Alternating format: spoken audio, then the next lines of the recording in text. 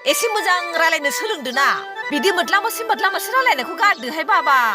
मानसिफ्रा गाज्रि होनो हैद आयै आंलाय माला मानसिफोरजों मोद्ला मोसि रायलायखो आंलाय माथो गासिबो थिगखौसो रायलायजोबखायो माथो मानसिफ्रा गोदाव सोराव रायलायबासो आंबो गोदाव सोराव रायलायो एसे भद्र रायलायनो सोलोंदो ना ओमफ्राय नोंना फरिखाया जोबखाबाय दा हा फरिखानि पेपारालाय माबायदिथोमोन पेपारनि क्वालिटियानो थार्ड क्लासमोन आयै एसे दांबानो जिदलाबायनो नागिरो नायसाय बे गथ'आ आरो मोदला मोदलि रायलायबावबाय पेपारनि क्वालिटिखौ सोङाखै आङो फरिखानि पेपारा गोरा फैदोंना गुरै फैदों बेखौसो सोंदां कुइसनालाय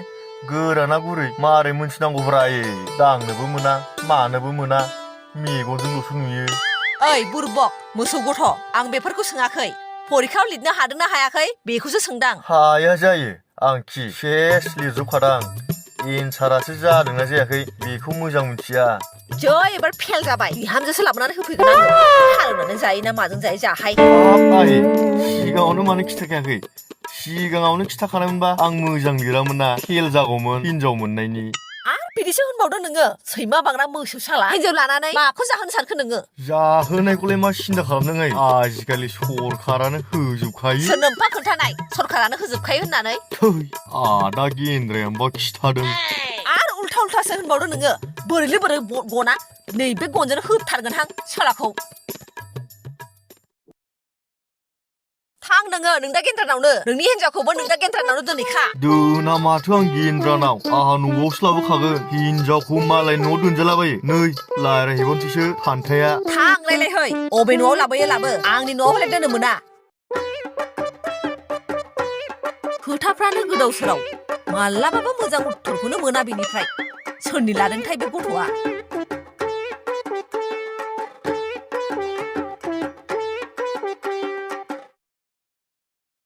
फेलाथ' जाखागोन आं मालाथो पास जाफेरनायब्रा बेखायनो बे दांखो लोदोनि फिसाजोखौ रायलायहैनो आदा गेन्द्राखौ लोगो लाहैनांसिगोनलै नै माथो जायखौ नागिरदों बेखौनो ग्रोब लोगो मोनखाबालाय बादाव होनोलां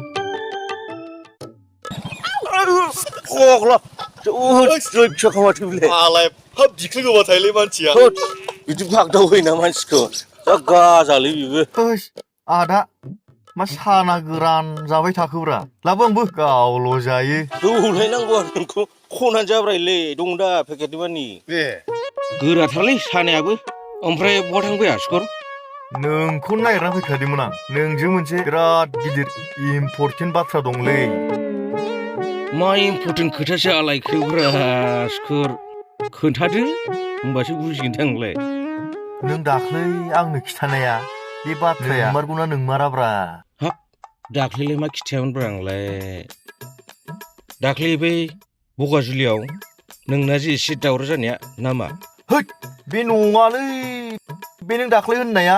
हाबा लाबा जे सरखारनिफ्राय गासिबो फ्रि मोनजोबो होननाया बेखौ सोंदों आं नंगौना नङा होननानै बेखौसो सोंदों नों हैद नोंगौब्रा दाख्लै खिथाखाबायदां नोंगौ होननानै फोथायलायबावा आंनो फोरमानब्रा हाबा जाखांग्रोमोना मथा मथि सेल्फ हेल्प ग्रुपआव हाबबाय हिनजावा बिनिफ्रायनो जि मोननाय दिनैसिम मोनगासिनो दं अमानि दाउनि बायदिसिना 1 खालेन लन मोनलाबायबावबाय बिनि अनगायैबो नै दा दंफां गायनायनि आरो 10,000 मोनबावनोसैसो फाग्ला सेस आरो मा मोनबावगोन हिसाबानो गैया नोंगौलाय मोनमारो थगायाखै आं हैद आदा बिदिबालाय आंबो दांखोनि फिसाजोजों सिनेमा शुटिं खालामनोसैलै नोंल' केमेरा हमना होग्रा जादो बुजिखादों दा आं मा होनदों बुजिदों आं सुकुर नों बुंनायखौ एलबाम खालामोना सिनेमा गुबैखौनो खालामबानो जाबाय ना आरो खालामबा फुरा 3-4 घन्टानि खालामखा आं केमेरामेन जागोन ना फुल सिनेमा खालामाबा अबावथो आद्राल' खालामना दोनबोबायनोब्रा हाहा बेजोंनो लाइफ टाइम संसार जानांगौआ बिदि खालामबा जायो ओमफ्राय नै फंबाय हिनजावखौ लायोब्ला साइज गोनांखौ लानाङा दै खिथाखाबाय आं एसे साइज गैयैखौ ला मानो होनबा साइज गोनां हिनजावफोरा हाबा जाखांनानै बोसोरसे उनावनो दस्रा मोजां सेंग्राफोरजों खारलाबायो बे समाव नों आलाय सिलाय जालाङो लरग' थरग' जानानै थानांगोन नों ओंखायनो साइज गैयै हिनजावखौ लानांगौ खारनो रोङा बिसोरो आदा गेन्द्रा आंना बारा साइज गैखाया बिमानि एसे नांदेरखानाय बिमानि जेरक्स कपिसोखा एसे ओरैसोखा ओरै माने एसे कमला साइज नङाबा लाजायो बिदिबा टेनसन गैया बिदि हिनजावा खारखायाबो बेखौनो लादो नों मिलायगोनबो ना संसार बिराद मोजां मोनजागोन नों बेजोंबा होमबा बिदिबा दिनै थखादोलै रायज्लायखानोसै मोजां खामानियाव गोबाव खालामजाया सुकुर दस्राखौ लिंलांदोलै आं बेफोरबायदियाव बोरैबा मोनलायलांबा थांनो थांफेराखैबो हिनजाव नायनायाव रायज्लायनानैबो होनो रोंलायलाङालै जेबो एक्सपिरियेन्स गैया आंहा हायोबानो दस्राखौ लिंलांदो नै गावहानो दहाय केमेरा हमनायनि फुल एक्सपिरियेन्स दं होननानै दा आरो बाथ्राया बेलथायलायबायसो आं बेखौ बुंदों सानाखैमोनलै सुकुर आं बेलेगसो बुजिदोंमोन थांमारनांसिगौ आरो होमबा नोंजों नोंनो थौथारदोब्रा नोंनिफ्राय आरो साबसिन सोर रायज्लायना होग्रा दंबावो जोंना आइयाबोथ' रायज्लायना होखानाय नङा नोंनो रायज्लायना होथारनांगोन आदा थु दानो थौखादो थु थांमारनांसिगोन आरो आदा फाग्लालै होमबालाय आं न'आव थांग्रोनांगोनलै हाफपेन्ट गाननानै थांजाया लंपेन्ट गानलांसै आं न'आव हाबनानै थु आदा थु खामानियाल' जानांगौलै जाजालै ओमफ्राय उनाव होसोहरजाबो होनथाय गैयालै आदा रिक्स लानांगौ नों खिन्थु आं हले मा बिमाया जिबायदि बेरे बिमा बायदि थांगोन जुजों अरलाबायाबानो जाबायलै आदा टेनसन लाना नोङो नों रायज्लायना होनो हामारोबा न'नि दाउलाखौनो खासि खालामब्रबलायना जागोन आं नोंनो फाग्ला दाउलाय बिदि खासि खालामब्रबजायो नामा ज'इच्छा जायगायाव बुंखायोलै आदा जुजाबा बुजा हरबा हले असनमान जाथार नों मिथिगौ आदा टेनसन लाना नोङो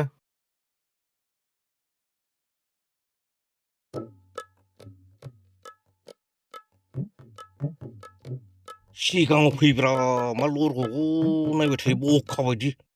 लाजिलायलांबायलां आदा लाजिबा जायो जाम्बा बे अमाफोरखौबो बालायलांबायहां सानफ्रामबो आदार रुनानै होनांगौ दरजायाथ' खुला मानसियासो दंना गैया जाखो उन्दुदोंसो खोमालै आदा गाबज्रिनायलाय मादै उनजोंसो दं खोमालै थौलाय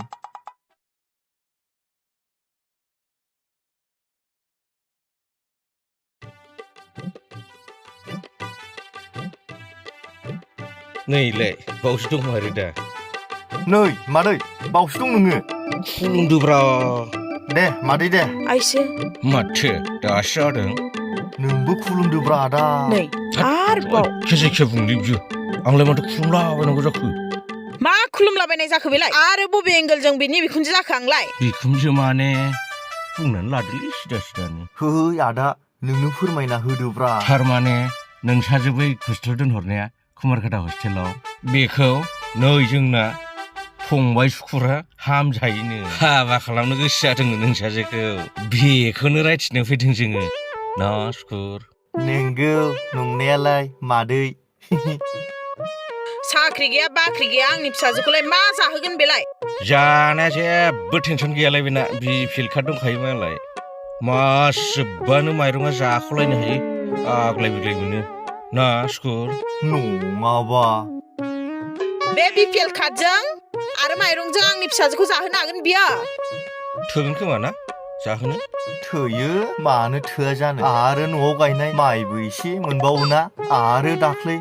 उजालानि गेसबो गंसे मोनबावदोंसो आरो सरखारि न'बो गंसे गांग्रां मोननायखौ नुवाखै होनबालाय माथो जेबो टेनसन गैया फिसाजोखौ हरबा आराम जाहोनो हागोन बियो खामायनो रोङा दामायनो रोङा सरखारनि सायाव आसा खालामनानै आंनि फिसाजोखौ बिनो फैदों आरो आंनि फिसाजोखौ जाहोनानैल' जागोन भबिसतनि खोथा दङ गथ' गथायखौ माजों फिगोन माजों जाहोगोन माजों लोंहोगोन जेबो सिन्था गैयालै बिखुनजो सरि मादै आजिखालि गथ'फोरखौ फोरोंनायफ्रामबा गासिबो फ्रिसो जाजोब्बाय ना आदा गेन्द्रा माथो आजिखालि गथ' जन्म जाबा फिसाजो जन्म जाबा 1500 फिसालाफोर जन्म जाबा 1000सो मोनबावोसो एडमिसनफोराबो फ्रि गोजाबावसैसो इउनिफर्मबो फ्रि मोनो जानाय लोंनाय फ्रि मोनो लेखा फ्रि मोनो आरो साइकेल मोनबावोसो अब्लालाय माखौथो सानबाय थानांगौ जाखो ना सुकुर हरबानो जायो बिनिफ्राय साबसिन मोनगोन नामा नों बिजामादैखौ ना सुकुर आदा हरा आङो बिदि सरखारनि सायाव आसा खालामग्रा मानसिफोरनो आंनि फिसाजोखौहाय जाया सरखारि साख्रि मावगोन जाया खामायगोन बेनो हरगोन आङो हरदो मानसिया गाज्रि नंखाया खामायगोन ना न'आव सासेल' फिसालाखा खथ' हेन्डसाम साफा सानफ्रामबो दुगैबावोसो खोमा ना दुगैयो सानफ्रामबो आदा बिदिनो हराबालाय माबायदिनो हरो नोंलाय कमल काट साइज फिसाजोखौलाय ना हरा होनखादोंना आङो हरा गाखो थांबा थांखा नोंसोरो नङाबा नै र' खुबैथ'नाङा मोजाङै रायलाय ना उनाव फैफिनगोन जों मोजाङै रायलायनो ना हरदोब्रा आइ बिखुनजो हाबानि उनाव आरो 1 तला सना मोनबावगोनसो आरो उल्था बुंबावदो नै होथारगोन आं नोंसोरखौ अबेनि गोदाव सोराव मानसि फैलाबाय थायो आंहा मानि टेनसन आंनावसो गोदाव सोराव हिनजाव नागिरफैदों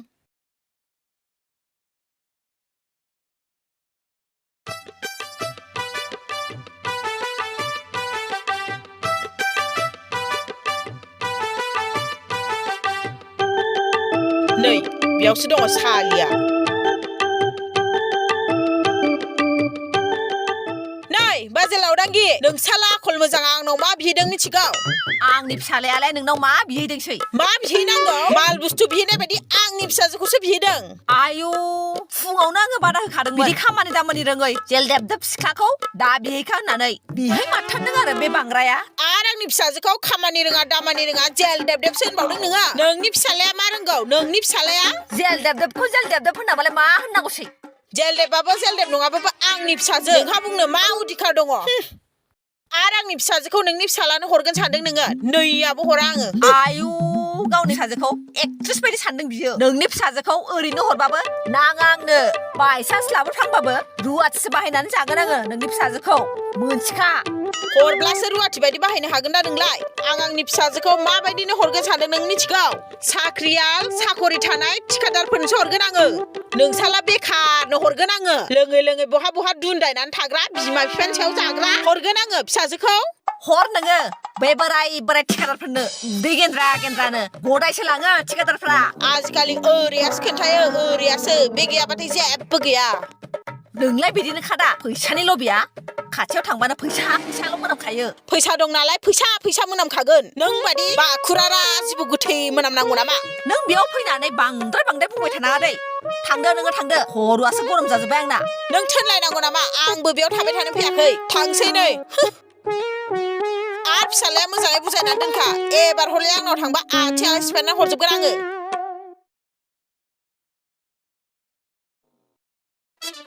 मानसियानो मा धरनैथाय गथ'फोरनि खोथा लानानै बक्स फैग्रा लाबोआ माथो आं बिनि फिसाजोखौ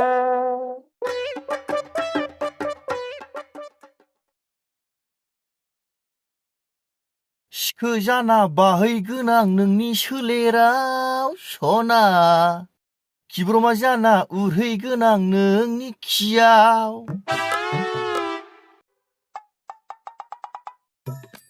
ओइ खिब्रमा तेरेथे थेट ओइ मा नोम्फानि गान खननाय जाखो बियो एम्फौ एनलानि गान खनदोंलां आयै ओमफ्राय नोंलाय बाव मा खालामबाय थादों नुवाखै नोङो मा खालामदों आरो मैया सोरनाव मा सोंहैया नोंलाय नों लोगो दांखोनाव सोंनो नायदोंमोनलां फिसाजोखौ हरगोन ना हरा गोदाव सोराव नङा दे गथ' बिदि जेलदेब खामानि रोङा दामानि रोङा हिनजावखौ आंनि न'आव लाबोनो मोना लाबोनो एसे मोजां साइज गोनां खामानि गोरों हिनजावखौ लाबो साइज गोनां हिनजावखौ लानाङासिनो आदा गेन्द्राया खिथाखादों फालथु जायोनो नों बे नोंना गेन्द्रानि खिफिनाय सिन्था मोनाम सुफैदो बे गेन्द्रायालाय मा मोनथिगौ सोला बोरमा सिखावा सोंहैलाय मा मोनथिगौ मा मोनथिया ओरैया देन्जार दं बेनाव ओरैयाव गोबोरखिसो दं बेनाव मेलेम गैया दालाय गोबोरखिया हासार नङा मानो बेना बियो हासारसो बे गेन्द्राजों थायै नोंनाबो मेलेमा गोबोरखि जाजोब्बाय नों बुंबानो जायो ना अरा गोबोरखि नामा महे जाने साबधान बाय मुर आयु बे गथ'आ बोरैबा जामारबायहाय मेलेमावनो जेबो गैला नामा एकदम हुलु हुला गेन्द्रानि आखलफ्रासो सनजोब्बाय माथो जानाय नंलाहाय बिफानोसो खोन्थाहरनांसिगोन ओरैनोबा फिसालाया आंनि आखलखौसो लाजोबदों होननानै आंखौसो बखिखायो